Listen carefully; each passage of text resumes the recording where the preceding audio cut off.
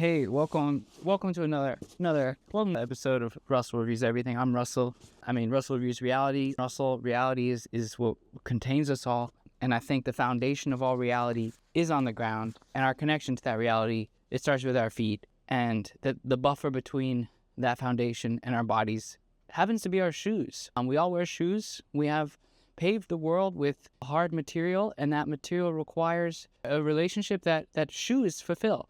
And I'm somehow, on my other channel, R.L. Kramer, I once reviewed the Vivo Barefoot shoe. I'll link to that. And that other channel, it's like, I made this channel because I want to review reality, and that other channel is basically just a review of Adderall and trying to promote this book, but nobody cares about books and Adderall. You click this video because you want to hear why XERO shoes kind of suck, because XERO shoes kind of suck. In this box, I have 6 pairs of XERO shoes. I've given them 6 opportunities to satisfy my needs, and they have mostly failed. There's one I'll leave at the end that I actually liked, but believe it or not, it broke. These shoes, they disintegrate upon my feet with every step. They're cool looking, and I think if you have an office job where you just gently walk from your car to your chair, back to your car, and then home, I think XERO shoes are a great solution for that. I think they're really comfortable. But if you have a job or a life that involves you pushing your body and your feet more interactive with soil, dirt, concrete, rocks, construction. I do construction, and I even use these shoes for construction. And in another video, I will share the best minimalist barefoot style shoe for men and women in the trades. And it's not XERO shoes. Okay, so let's start. So the first one I got was a gift. It was these ones. I don't know what these are supposed to look like, but as you can see, I've taped them up.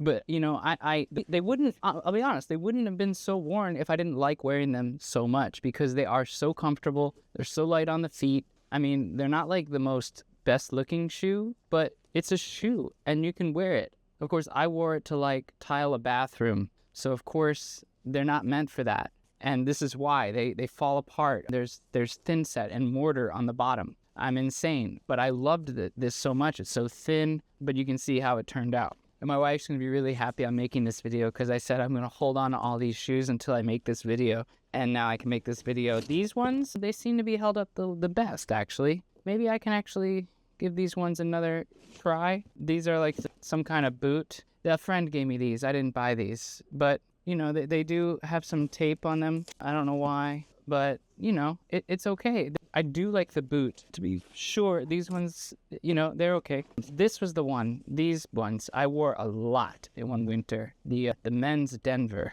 And I really loved these shoes. As you can see, there's flannel inside, so they're warm and they were flexible. I left them on my car and drove away. And I retraced my steps, and I found them on the side of the road, and they were okay. Eventually, though, my wide foot at the end, my foot is triangle shaped. I know this is pre-content, but here's my foot. So you see, it's a big rectangle. And this shoe, my foot busted out. And the material, mostly, it's not necessarily the material about these shoes that fails. I think what it is, here's the other one, did the same thing. And I think this is from, I would sit on my side while I'm working on a floor or something like that, because I do construction. So that fell apart. But what I've noticed about these shoes that seems to fail sometimes is the adhesion. This is I think it's called the Prio. This was my workout shoe for a while. And I don't know where the other top half is, but eventually the sole just became liberated from the rest of the shoe, and even did wear it like that for a while. The things I'm willing to put up with are pretty wild. But this shoe, I remember, is really comfortable. It has more cushion around it, but aesthetically it doesn't look cool. I didn't notice that. Here's the sole for the XERO shoe. Piece of plastic. It's nice and bendable. But they just fall apart. And the one shoe out of all those that I did really like were the sandals. I can go hiking, and they have a nice back strap. These sandals are great. And I went fishing a lot in these sandals, because in the summertime I like to fly fish and I like to wade in the creeks. But eventually,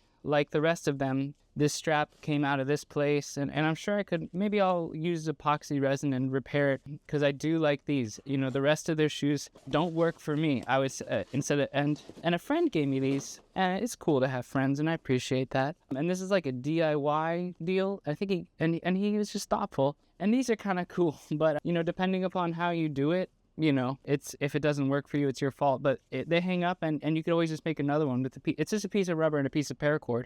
But I think that's really cool and creative, and it was fun the few times I wear it. But it ends up flopping, flooping, at least because I did it in kind of the most minimal sense, just like on the sides. And yeah, I remember I did have this for a while, and eventually the knot wore out from walking. But then you just retie it and redo it. So I'd keep the sandals, but all the shoes totally fell apart for me. If you're thinking about buying them and you live like a pretty gentle lifestyle, I think that's great. But if you are gonna, if you're hard on your stuff, then don't buy them because they're gonna fall apart. But if you want to buy a shoe every 6 months to a year, then buy them. Let them wear out. They're just shoes, you know. They're just how we touch, and they got a lot of. They look cool on the internet, but they fall apart.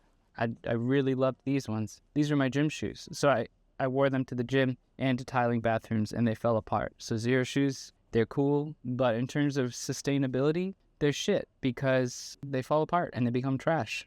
So I'm back. Hold on. I'm here at the website for XERO shoes, and I'm looking at their sustainability thing, and they say, as a young, okay, you know, and hey, do your thing, companies. You know, I'm not here to trash you, but your shoes are going in my trash because they broke, but also, you know, I pushed them to the limits. So I'm not every case, but it's a cautionary tale for people who push things because maybe your shoes are sustainable, but I didn't use them sustainably. I'm not blaming you guys, but I do want to point out that you have a promise to sustainability. Your company's official name is Field Award Incorporated, not because of blah, blah, blah, blah. Sensitive to the ecological impact of footwear manufacturing. It's important that we be honest about our environmental impact and tell our green story when it's genuine so we don't engage in the misleading practice of greenwashing. We built a sustainable initiative on 3 guiding principles: built to last, use less, and source better. Okay, in my case, they are not built to last. They all fell apart. We know we're not perfect to strive to do better. I mean, yeah, sure. It's kind of going back and forth. Like, we're not greenwashing, but here's a little greenwashing. We recently did a deep dive into our impact on the environment. Say the first tenet of it is built to last. Not in my case. XERO shoes are built to stay on your feet, not in the landfill. While most running shoe brands tell you to replace your shoes every 300 to 500 miles, our Feel True rubber allows you to back our shoes with the 5,000-mile sole warranty. So I didn't measure the miles or what I was doing with them, but I used them for more than running. But the Prios I did just use for running, and those the sole did come right off. With fewer components, it's like no foam, that's less stress on the environment, and we're committed to using materials that produce authentic environmental benefits for this shoes. And hemp, coffee, carbon fiber, our pet, that's probably some kind of plastic, and you know, really leather shoes are the best for this. In addition to using sustainable materials, they want them safe and sourced ethically. We believe in about being transparent. These matters as the rest of our sustainable efforts. They have whatever, you know, they say they're eco-friendly, but every business that appeals to the millennials does. So it's kind of like, what are you going to do? They're committed to expanding the use of sustainable materials. We have recycled materials. And I came on this website because I was about to throw them away, and I wanted to know if they take a buyback, if they take them back, if I can send the shoes back and they can use them. I don't see that. In addition to improving the eco-friendliness of our shoes, we gather data. Okay, data gathering, sure. They measure their own emissions, impact of our production. Soon, okay, so they're just throwing data at it. Yeah, sustainability, I think you gotta buy shoes that, I don't know. That's a whole other conversation, and I'm not here to review sustainability, but I am here to review reality, and the reality is that shoes get a beating. And, you know, until you're cobbling your own shoes from leather you tanned, it's pretty difficult to get a piece of shoe that's sustainable. But shoes, in terms of clothing, they're the chairs of our body, and we're sitting on them with every step. So it's very hard to make a shoe that can withstand the constant pounding into the ground of our steps. I give them credit for trying, but, you know, I don't think they did it, and not in my case. And they just say 5,000-mile sole warranty. I don't know what that means. Maybe if I started some email chain with them, they'd give me a new shoe, but, you know, I wouldn't wear it because I don't like them anymore. And I mean, I do like them. I don't know, maybe I'll get another pair, but, you know, after 6 that all fell apart, it's kind of hard, and they're pretty expensive. So yeah, I don't think I'm gonna wear these shoes. So, but if you're someone who's gentle on your shoes, these are probably good. But if you're someone like me who goes into the world